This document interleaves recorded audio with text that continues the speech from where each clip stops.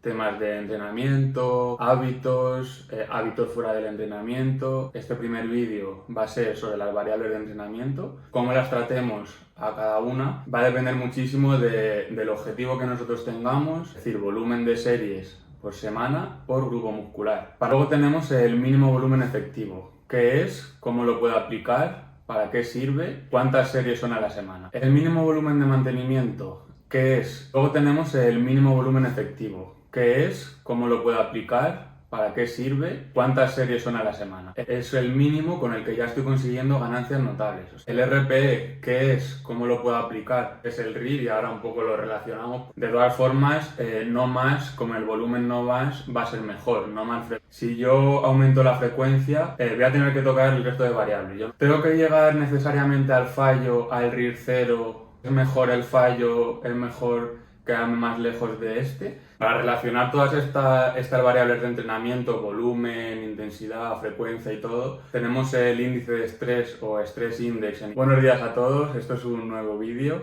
no sé si un nuevo vídeo dentro de mi canal, porque esto ahora os explicaré que va a ser un nuevo formato de vídeos que voy a empezar a hacer y que me apetece mucho contaros.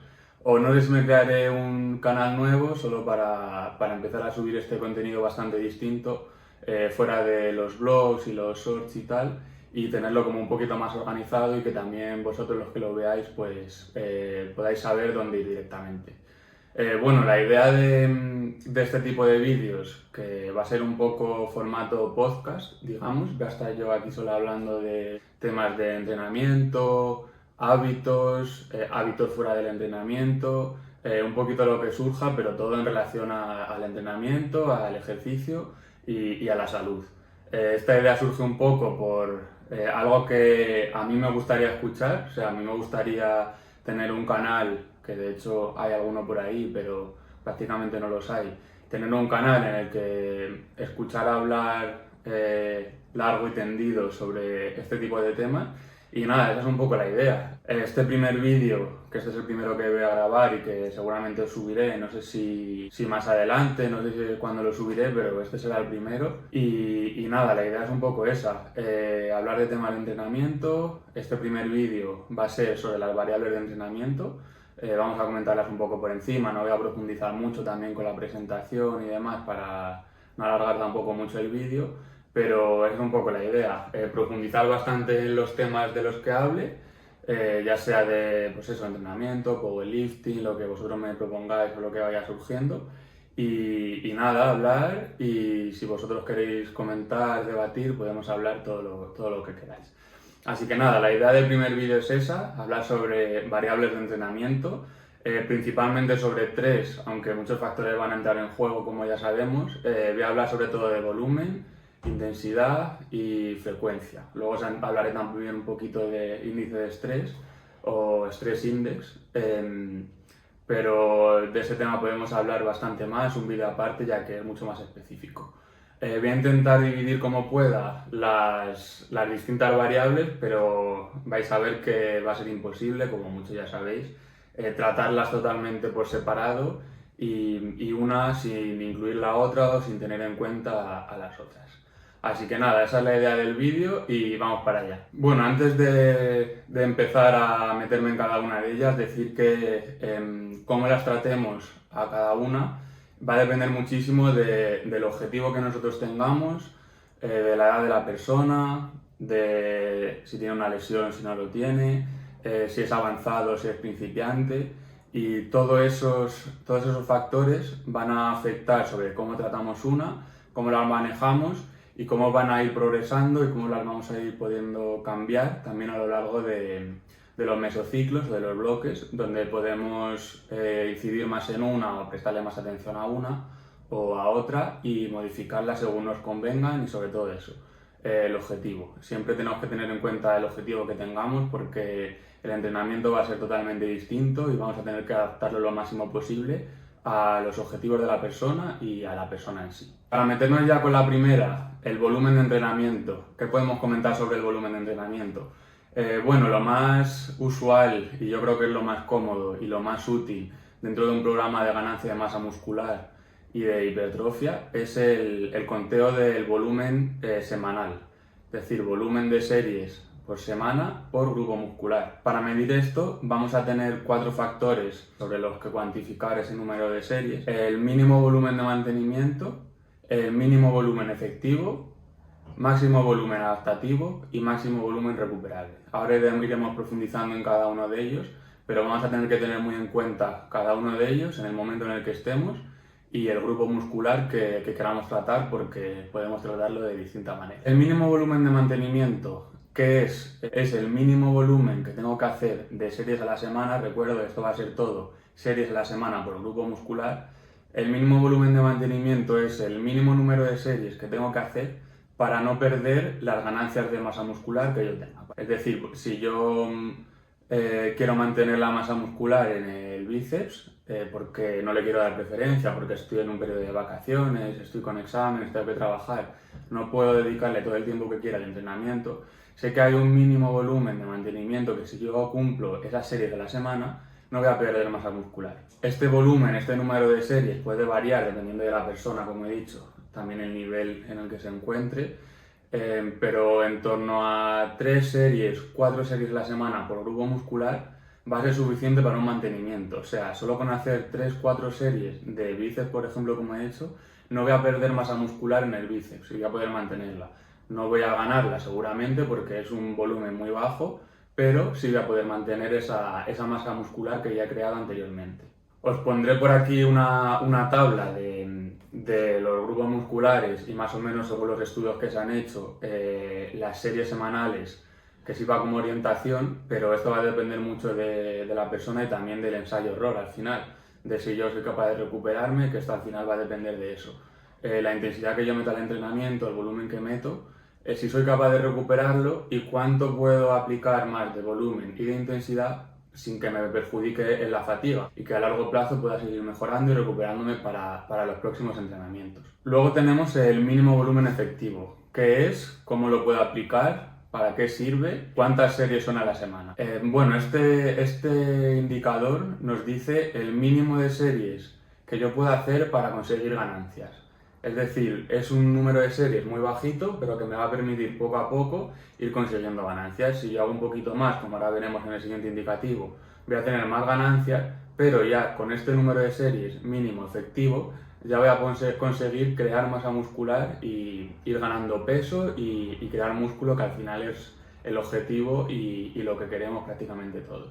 Este mínimo volumen efectivo, mucha gente cree que hay que hacer muchas series más, pero se ha comprobado que a partir de 6, 7 hasta 10 series semanales es el mínimo con el que ya estoy consiguiendo ganancias notables. O sea, ya estoy ganando masa muscular y ya estoy consiguiendo crear esa hipertrofia. No me hace falta irme a un número de series muy alto. Ya digo, con 3 días a la semana, si no tienes mucho tiempo, si cumples estas series semanales, vas a crear ganancias y vas a ganar masa muscular. Luego tenemos el máximo volumen adaptativo. Este es, digamos, la zona de oro donde tenemos que intentar estar el mayor tiempo posible, ya que va a ser el número de series máximo donde yo estoy consiguiendo las máximas ganancias. Es decir, no estoy llegando al límite, como veremos en el siguiente indicador, en el que no me permite recuperarme, es decir, es un número de series que a mí me permite recuperarme bastante bien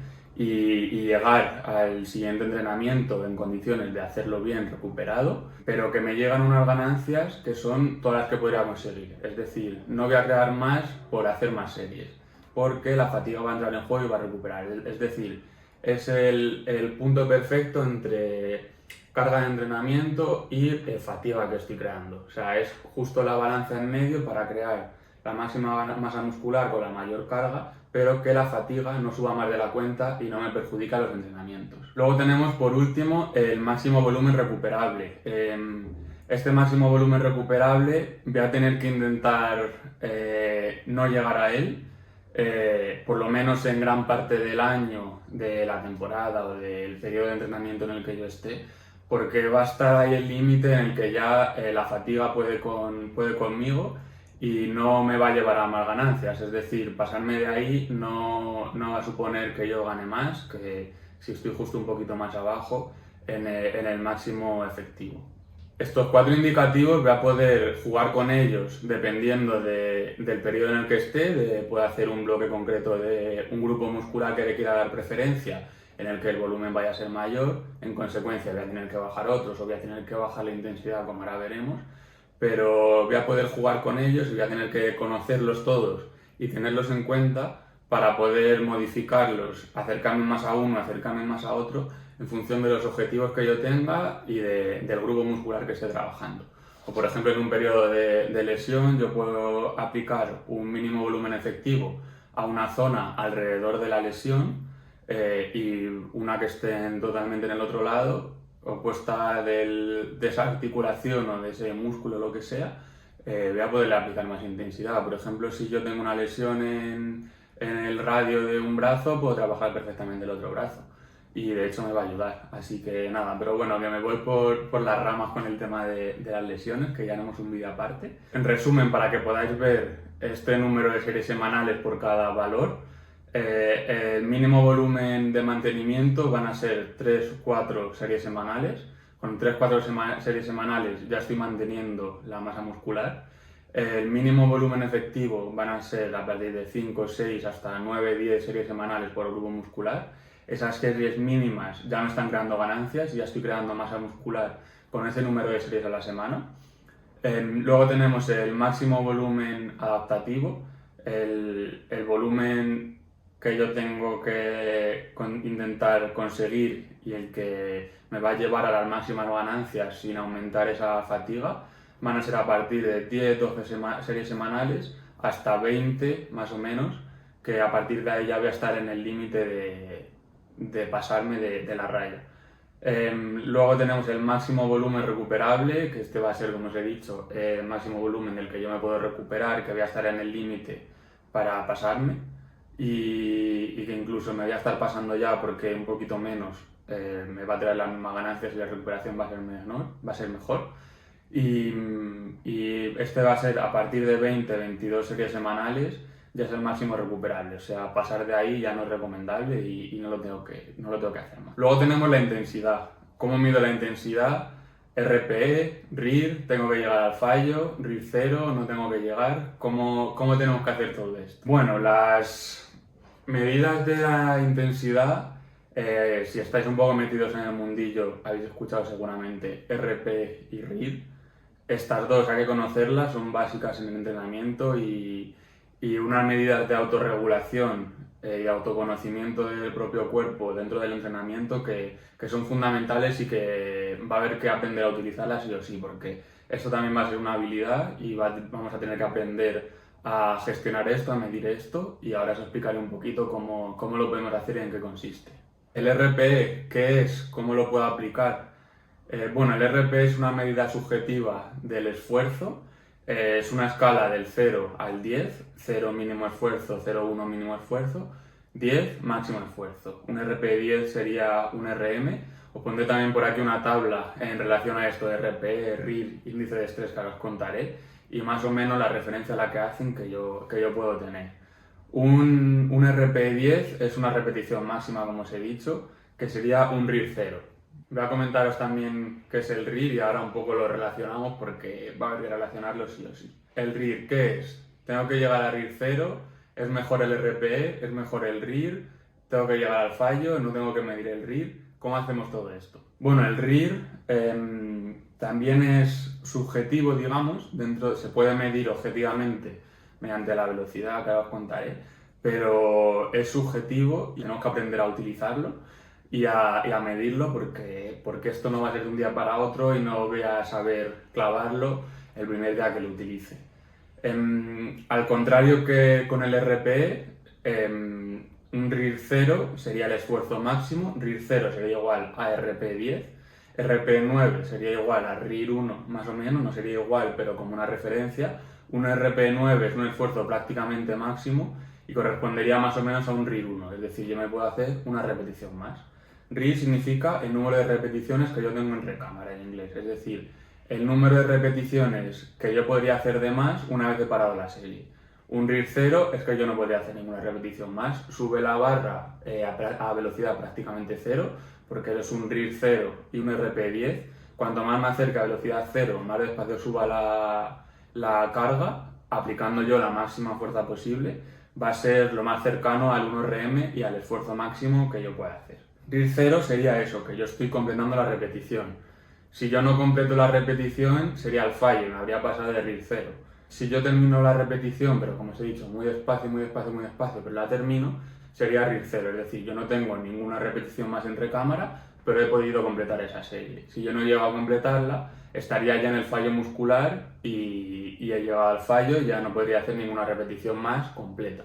¿Tengo que llegar necesariamente al fallo, al RIR 0? ¿Es mejor el fallo? ¿Es mejor quedarme más lejos de este? Bueno, se ha visto que hay las mismas ganancias con un RIR 2, 3, es decir, dejando un par de repeticiones entre cámaras en llegar al límite, que con llegar a un RIR 0 incluso con fallar. Es decir, llegar a un RIR 0 y fallar me va a crear muchísima más fatiga y una peor tasa de recuperación para la próxima serie directamente, o si nos vamos más lejos, para la próxima sesión de entrenamiento, y no va a ser recomendable para las ganancias, puesto que con un RIR 2, 3 las ganancias van a ser iguales, pero esa fatiga que yo creo va a ser mucho menor, lo que me va a permitir llegar a la próxima sesión y a la próxima serie mucho más preparado y con una energía mucho mayor que pueda aplicar la máxima intensidad a este entrenamiento. Esto va a depender mucho también del ejercicio que yo esté haciendo.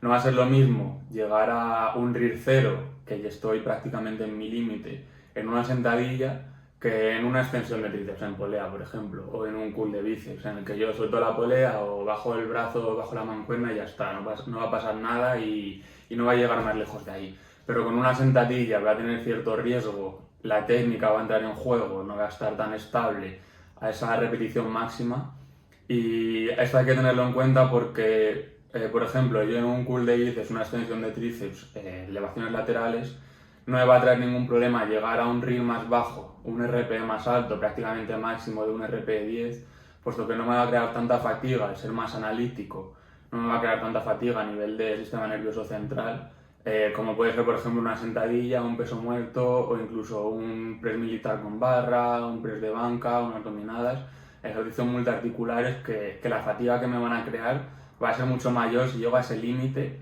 Y como os he dicho, no va a ser necesario llegar a ese límite. Entonces, si yo me puedo ahorrar esa fatiga además que me pueda crear y que me pueda lastrar mi entrenamiento, muchísimo mejor. Como última variable del entrenamiento dentro de este vídeo, aunque sabemos que hay más factores que entran en juego, que podemos dejar para otro vídeo si queréis, se me está ocurriendo, por ejemplo, hábitos fuera del entrenamiento, vamos a hablar sobre la frecuencia.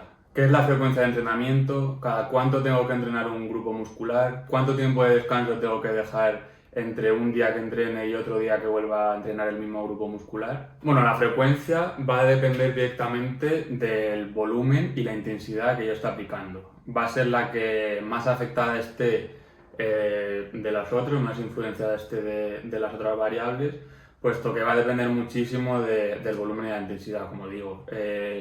Si yo aplico un volumen muy alto y una intensidad muy alta en un día concreto, no voy a poder seguramente recuperar ese grupo muscular o estar preparado para otro entrenamiento hasta pasados varios días. Entonces la frecuencia va a ser menor cuanto más volumen y más intensidad aplique.